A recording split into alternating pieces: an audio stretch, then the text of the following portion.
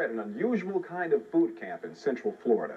It's a place where anti-abortion activists learn their demonstration tactics, very tactics that are being challenged in court. CNN's Brian Cabell reports. Lord God, that you would call them there, that you would speak to them right now. Some call them zealots. They consider themselves true believers. We thank you, God, that they have a burden to share the truth about child killing with their peers. They are the so-called impact team for Operation Rescue.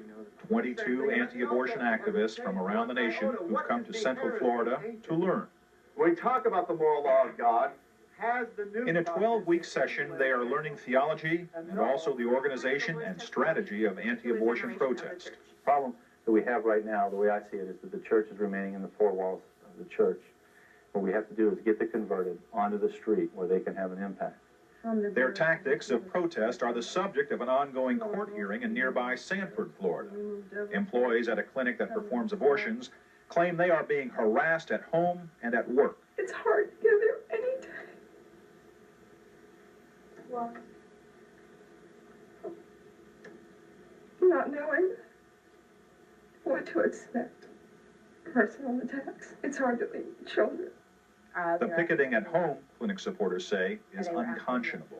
They're trespassing onto private homes, knocking on the front doors. As the family answers the door, they're photographing and videotaping. They're talking to their neighbors. They're passing out literature that accuses these people of killing babies and being murderers.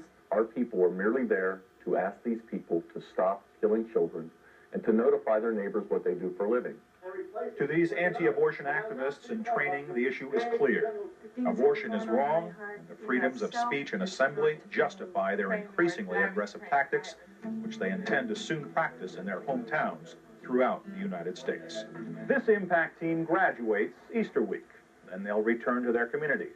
But there will be more of them. The next one gets together this summer in Minneapolis. Brian Cabell, CNN, Palm Bay, Florida. When we return, we examine our prime issue. Tonight, should the West pay to ensure the survival of democracy?